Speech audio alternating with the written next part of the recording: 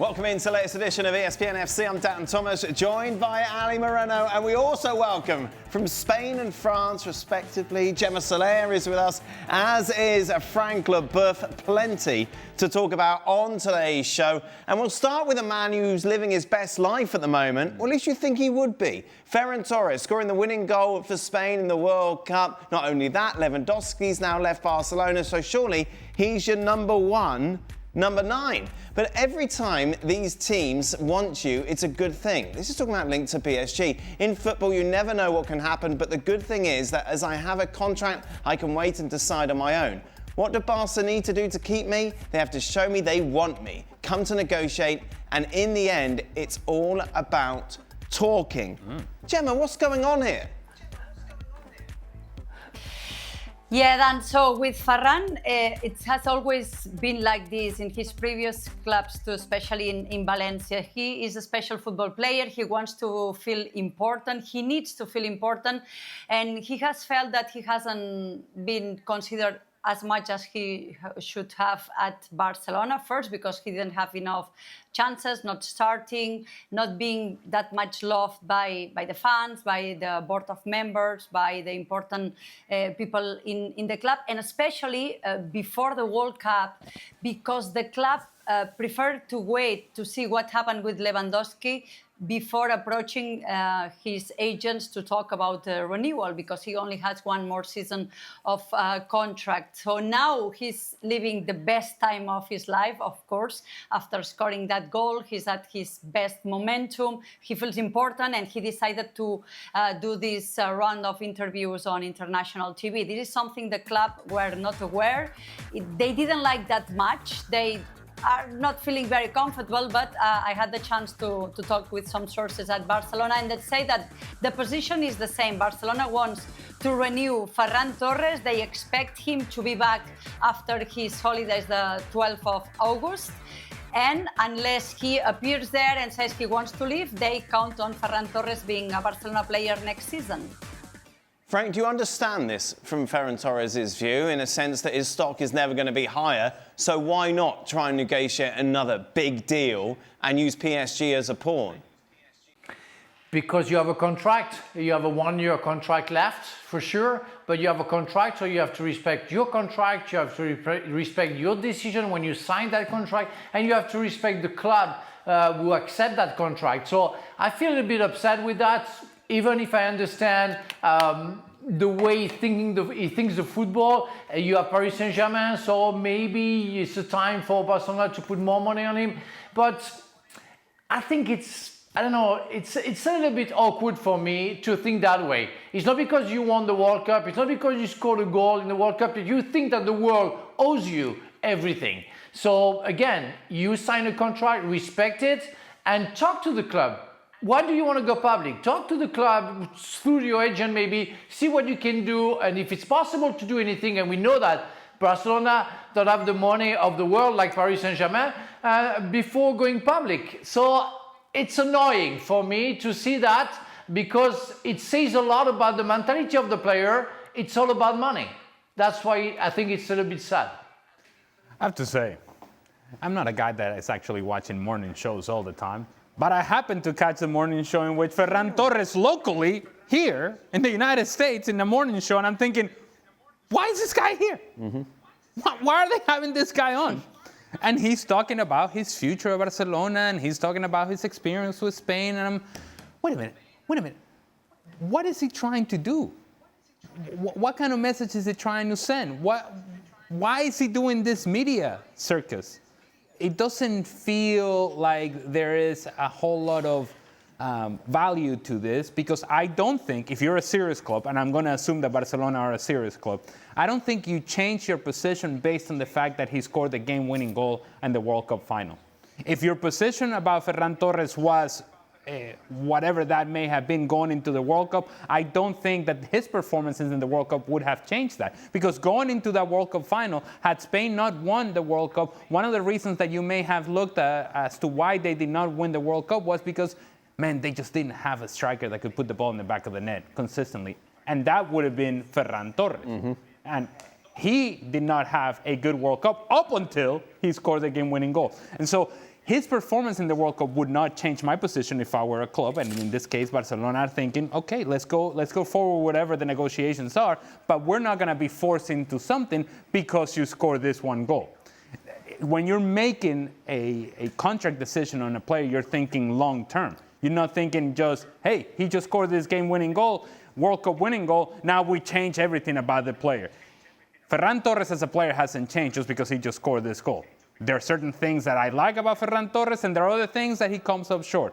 And somewhere in the middle is the truth about who this player is, and I think Barcelona are trying to get there. Ferran Torres is going to have to meet him in the middle. But Barcelona, if they're going to have a great season, surely they need Ferran Torres on board, Gemma, because there's no plan B, is there, when it comes to a striker? Well, there is a plan. I don't know if it's B or it's A. It's Julian Alvarez. We might talk about him a bit later on. But no matter what they don't want to do is to have the situation of a player like Ferran Torres that they don't want to keep him playing his last season with a contract. So they want to avoid that situation. And before the World Cup, they told Ferran and their agents that they wanted to postpone this until September because, you know, the struggles of Barcelona, the financial plan will be better. But it's true that if there's no, if there's not Julian happening, which is not very close, the only strikers Barcelona has is Ferran. I put him in the starting 11. And Hamza, the young player from Egypt, 18 years old. So there's not a pure striker. And Hansi Flick's system, it's true that he might adapt, but he needs that focus on the number 9, on a false number 9 or something. They don't have that many options right now. Julian Alvarez is a player we haven't spoken about that much, actually, over the last few weeks. He came out earlier in the World Cup, didn't he, and say that it was time to move, that he wanted to go to Barcelona. Atleti then took to social media. We know what's been going on between them, Real Madrid and Barca, about the Argentine forward. So where are we now, Gemma? So now there was an important meeting earlier today in Madrid that we still don't know what happened. The sport director Deco traveled to Madrid to meet with Julian Alvarez, representative, with the agents, with Fernando Hidalgo. And somehow Barcelona wants to intensify the efforts to sign Julian Alvarez. The position of Atletico de Madrid stays the same. They want to keep Julian Alvarez. If he wants to go, they are willing to make some kind of deal, but they don't want to hear anything about Barcelona. So it can be Arsenal, it can be PSG, but no Barcelona. So the position stays the same.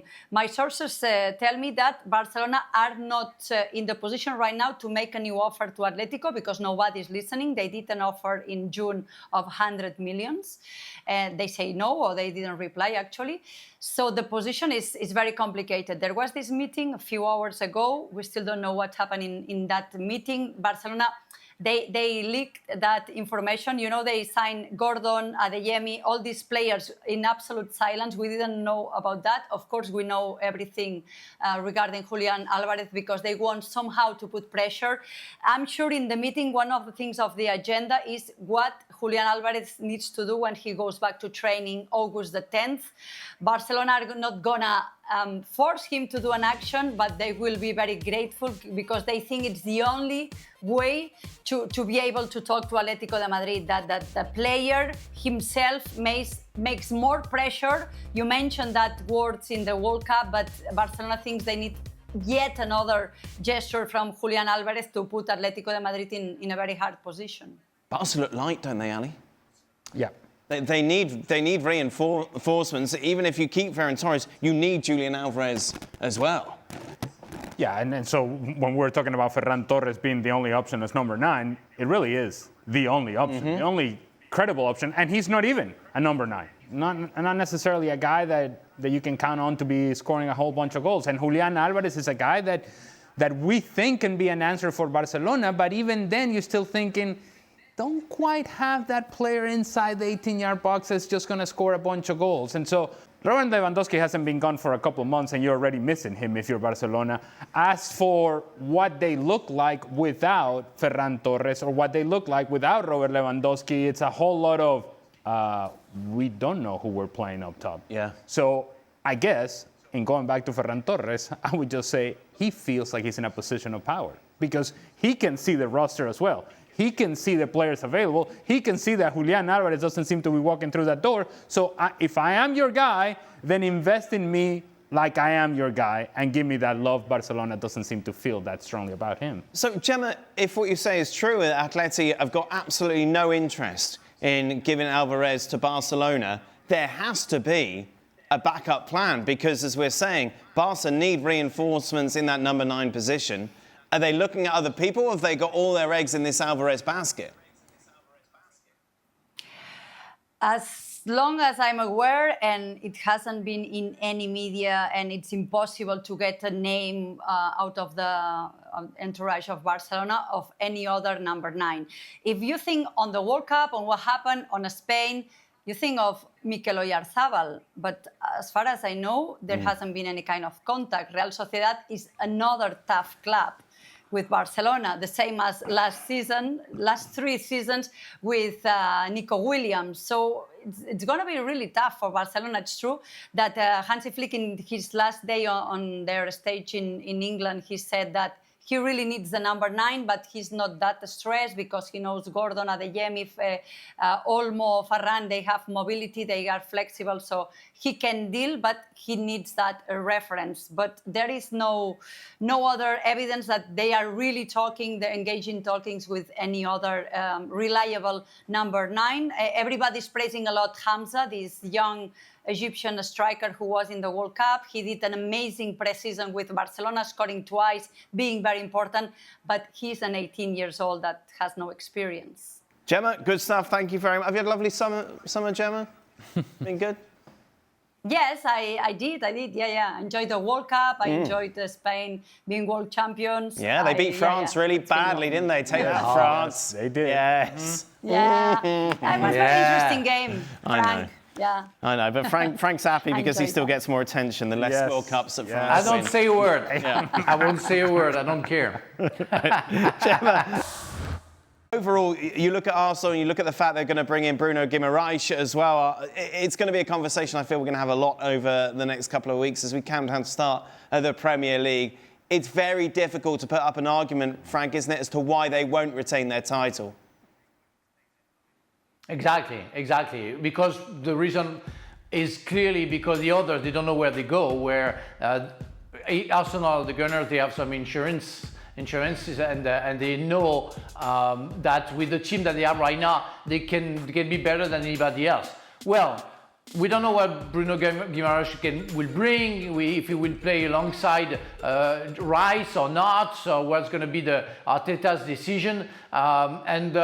And the biggest question is for Saliba. It's a good thing that Nketiah signed the contract, and I forgot the other one, Mosquera, yes, can play in that positioning. But nobody's going to replace Saliba. And when you have Gabriel and Saliba, you are strong. You know that you are stronger than anybody else, and that's what it is. So.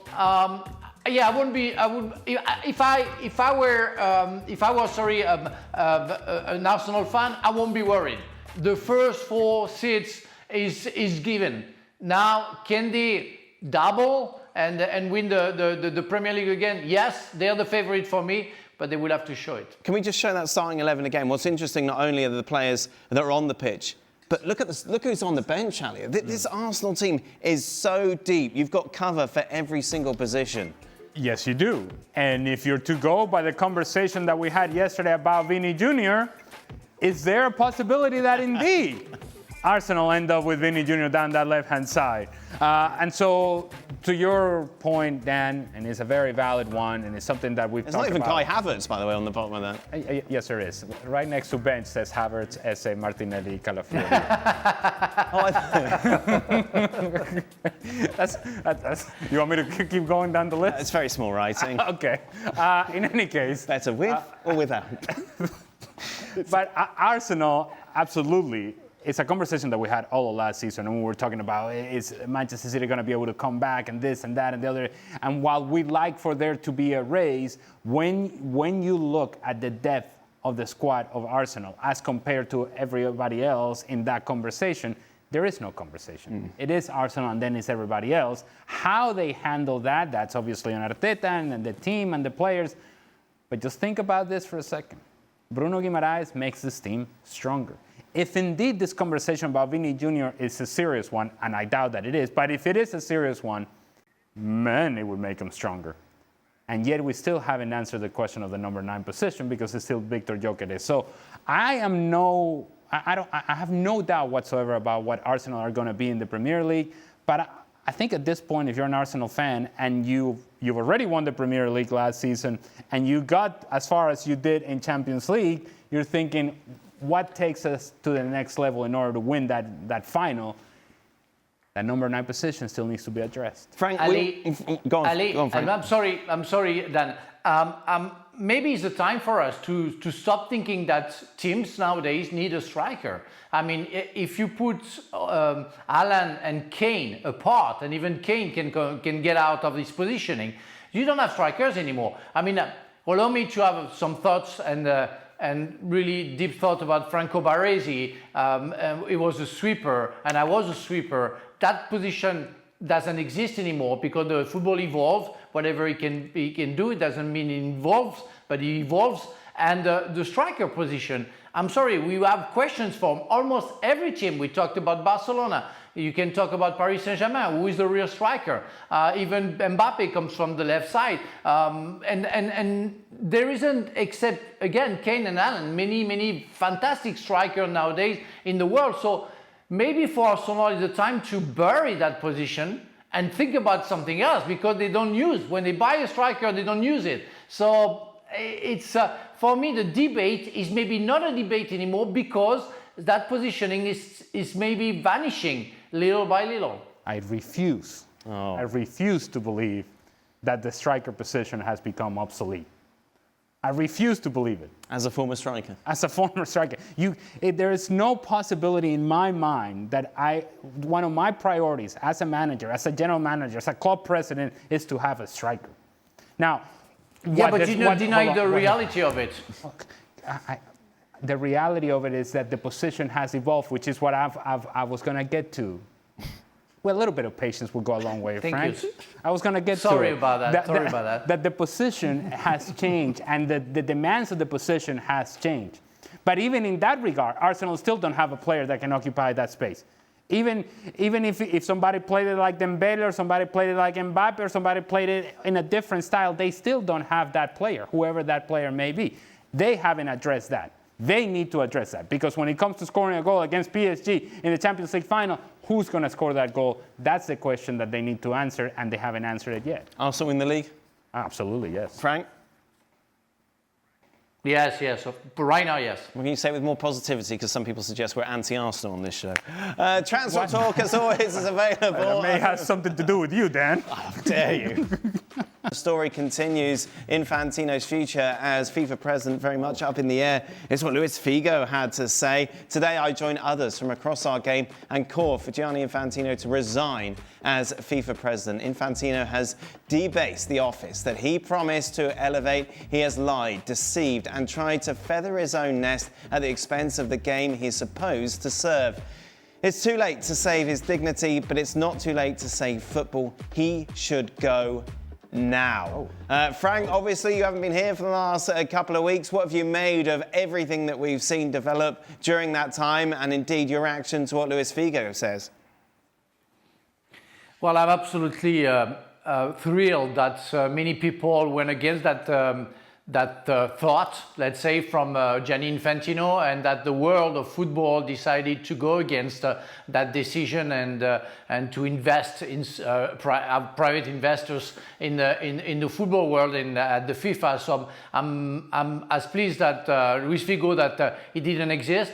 But yeah, there is a question mark now from Gianni Infantino about Gianni Infantino whether he should stay or not. And I'm not the kind of guy who wants to decide for everything of that, who wants to give my opinion about that, even if I think that he went a little bit too far in that matter. And because I love the football, I never thought football as something to get richer and richer, but there are lots of people around the football who just think about getting richer because of the football. So that's a shame. That's to be punished. And I think Gianni Infantino has already been punished about that. Will he should be sacked? Should he resign? I'm not sure, but he has to change his way of thinking the football if he wants to stay. I can tell you this much, with 100% certainty, if indeed Gianni Infantino is around for the 2030 World Cup, you know when Portugal is playing and they have the legends of Portugal and you see Pep and you'll see this guy and you see this guy, Luis Figo is not getting that invite. Hey. He is not getting that invite. He could come with us. Well, yeah. We'd be more than happy to have him, most definitely. Yes, Fair play to him. As you say, a lot of these former players make a lot of money.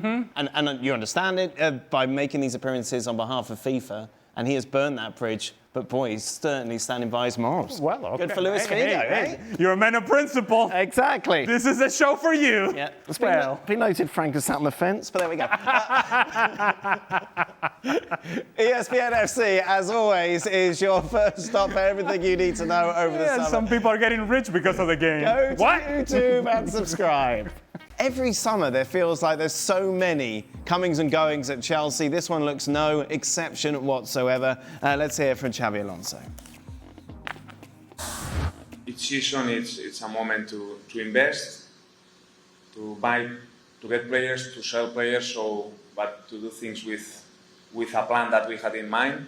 So we are still 3 weeks to go in the transfer market, but we have an idea how we want to finish. Let's try to accomplish it the best possible way. We want to have a good season.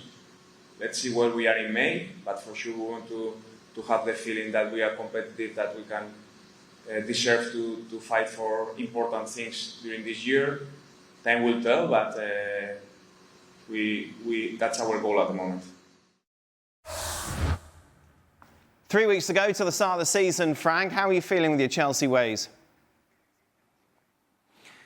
I feel better because they finally understood the fact that they needed players with experiences, and the fact that Anderson and also Danny Welbeck. Danny Welbeck. Sorry, yeah, thank you very much. But are coming, and the fact that Lacroix is coming, and they has experience now being international players. I think it's a good thing that those players, young players, are we saying, are surrounded by players who can show them the way. First in the dressing room, maybe by behaving the right way, working hard in the training station, but also knowing how to handle some hard time during the game. So I think it's a very good thing, and I want to believe that Welbeck and Anderson will give very good advices to the youngest. Now, in terms of players, I think they have like 45 players. They have to get rid of some of them, and of course, Xabi Alonso will have to get a selection of the players and maybe get rid of at least 15 players. That's insane, but it's what he has to do. Otherwise, you cannot work. You cannot be able to work properly every day, week in, week out, to make sure that you have everybody tuned in. So it's going to be hard.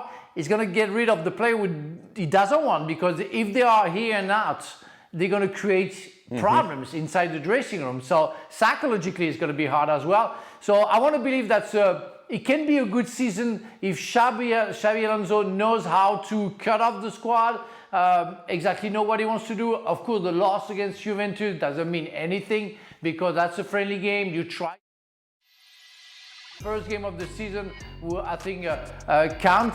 So I want to believe that it's possible for Chelsea to have a good season. So let's wait and see. What does that mean, Frank? What does that mean? What is a good season? Well, a good season is, of course, in the Champions League fourth or fifth place seats. But for me, the only club right now where I'm going to say is pretty sure to get into the first five is Arsenal. The others have doubts everywhere.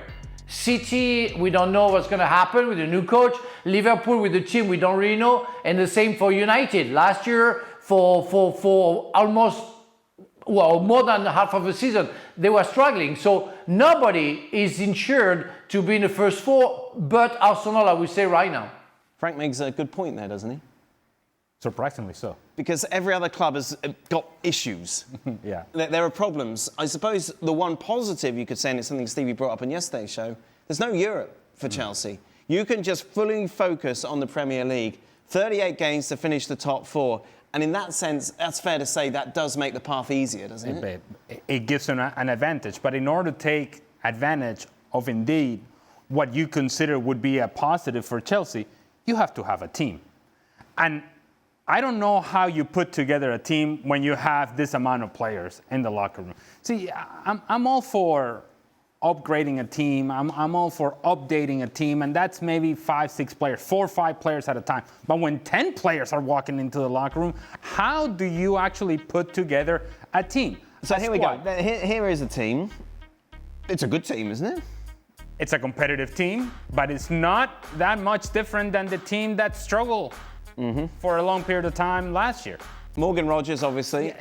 He would be an upgrade, and I have to imagine that a season later, Estevao, if he stays fit, he's going to be a difference maker for them. Look. But then you've got injuries at the back. You've got James, you've got Colwill.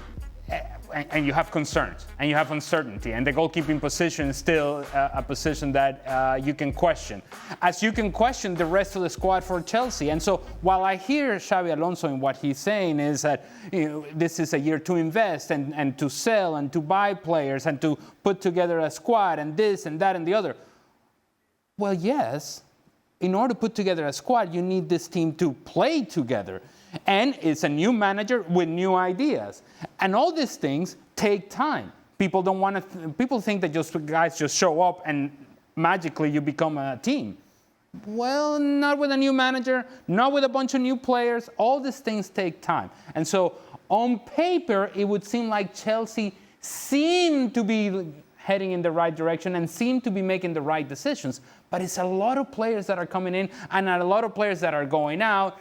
It's hard to make a team work as a group together consistently so and productively so when you keep making changes. Frank, what do you like, what do you don't like about that starting 11 we put up?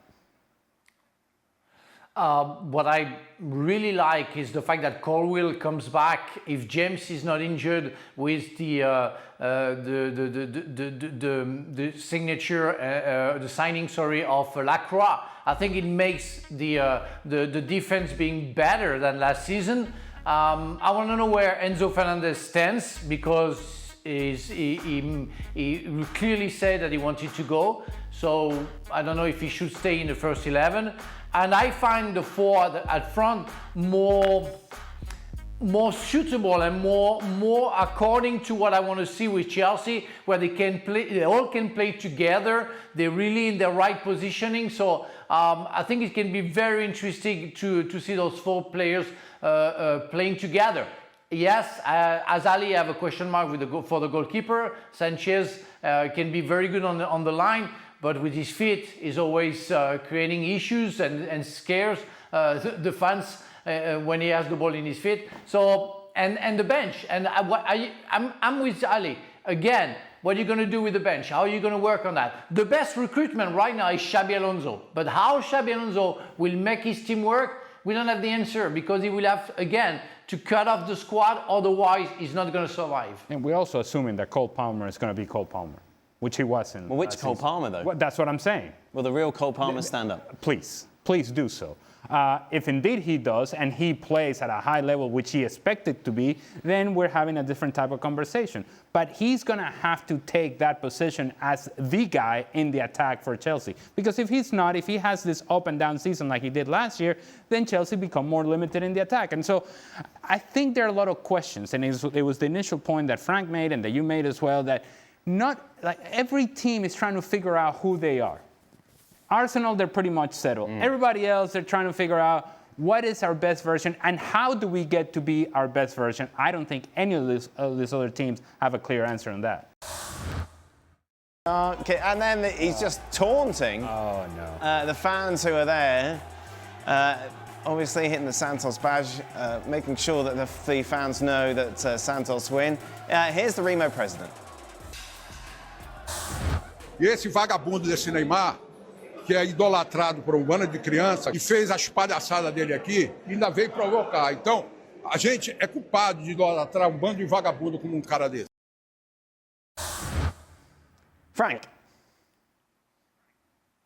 Well, you know, I don't know why that guy has to give an image of himself like that, because you've been considered as one of the best players in the world. The ending is not as bright as it should be. But why do you need to talk from far to people? You know, why do you need to, insulting people. Go, you won, you know, get out, forget about it, you know, you won't be loved by everybody, by everyone in the world, so take it easy. You have people who don't understand football, who are gonna insult you, and even at 58, I still have people insulting me on social networks, saying that I was a very bad player, but that's happened. Yeah, but Neymar has been named one of the best players in the world. So keep it like that. Go in the dressing room, take your shower, celebrate with your teammates. You don't care about the others. That's not a very nice, image about somebody almost at the end of his career. I'm going to talk to the Brazilian people. Oh. I'm going to address the Brazilian people. Boa noite. Boa noite, see. You have to make up your mind about Neymar. You really do.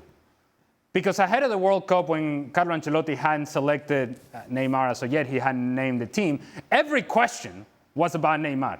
And every question was, are you going to select Neymar? What's going to happen with Neymar? Is Neymar going to be part of this team? Is Neymar going to be this? Is Neymar going to be that? Then Carlo Ancelotti selects him.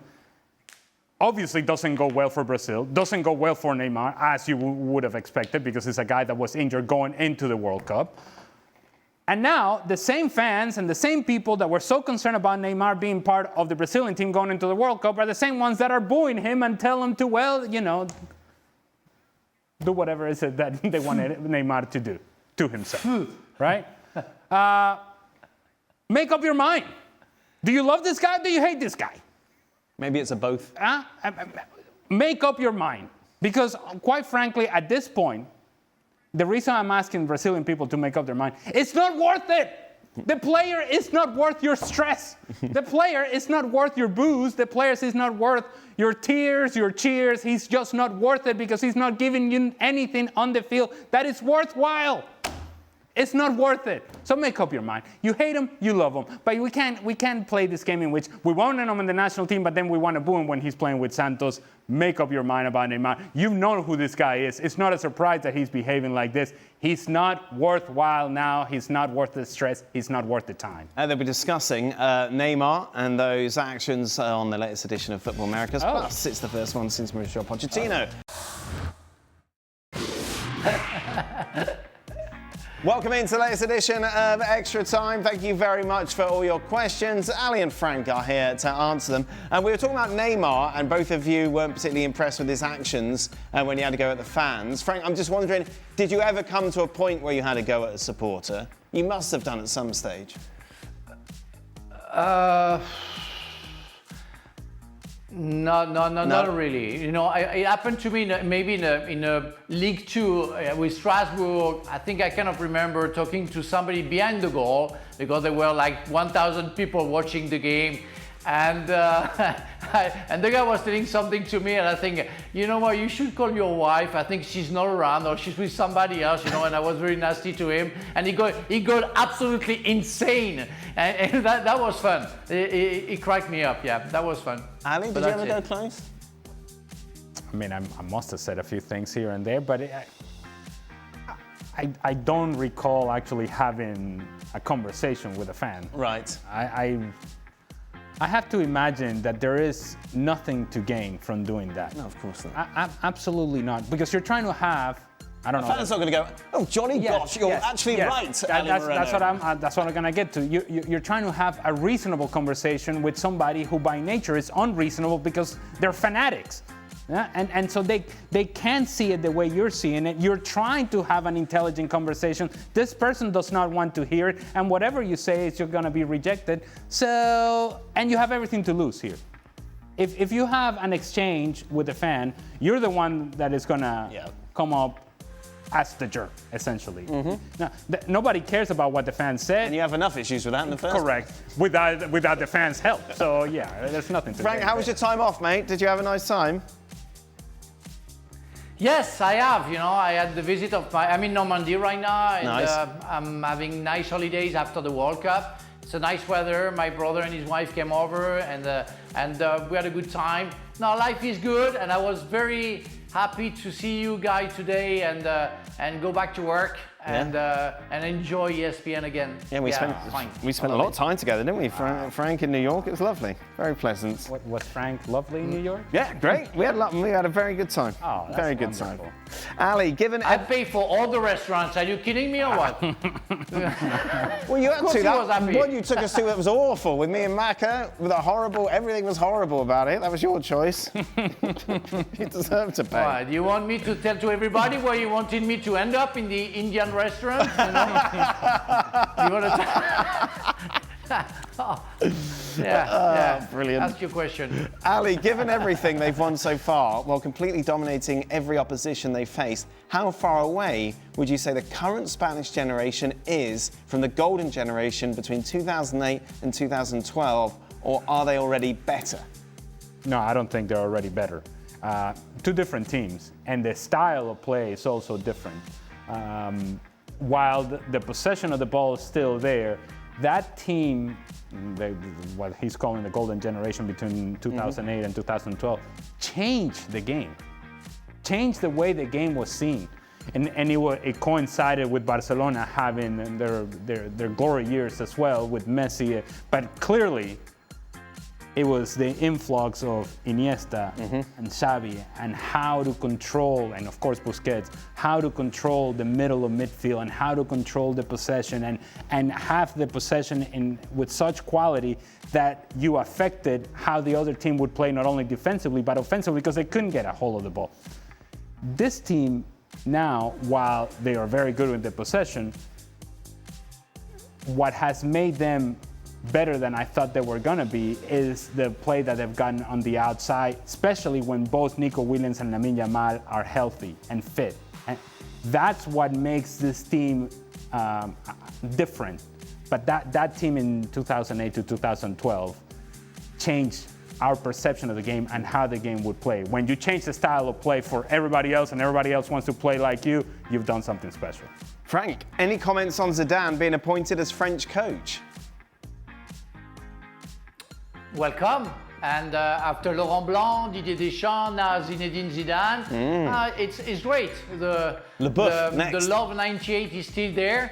And everybody wanted to see Zizou. On the way back from New York, I saw Zizou at the airport and John Fitzgerald Kennedy Airport, and he didn't talk about it because it was before the announcement, so I didn't ask him for anything, but I knew. I say, well, I'll leave you alone. I think you have a lot of job to do. He say, yes, I have, and he was smiling. And I wish him the best. I want him to be successful. I want him to bring the World Cup and maybe before the European Championship to our country. He's a legendary player, of course, a Real Madrid legendary coach. So we have to wish him the best because we love him. Did you send him a message once it was officially announced, Frank? Yes, in our private how do you say, Instagram group? Yeah. We have a WhatsApp. Yeah. Sorry, WhatsApp group. Yes, yeah. And did he blue ticket or leave you on red? No, I sent him my congratulations and everything and wish him the best. Next question, please. No way you went there. No, it's on John Fitzgerald Kennedy. Why didn't you just say JFK? Well, because, you know. Ali, does Balogun need to move to Balogun? There's a word we haven't said for a while. Does Balogun need to move to a higher profile club this transfer window? Would moving to Spurs be the right move for his career? Is he still suspended? 12 months. God, it feels like a lifetime ago. I know. Man, did we talk a lot about that. Wow. So since when Spurs is bigger than Monaco? Yeah. All right. Since when? Yeah.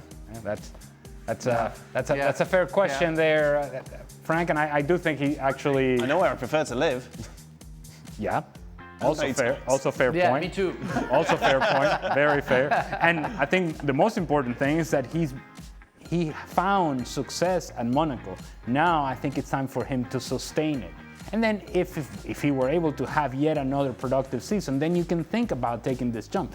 But there's something to be said about being able to build on the success you had last season, sustain it, continue to grow as a player, and I think there will be a place for him later on that would actually be an upgrade, because to Frank's point, I don't know that Spurs is an upgrade to Monaco. What do you think, Frank? Stay at Monaco? I think I agree with you.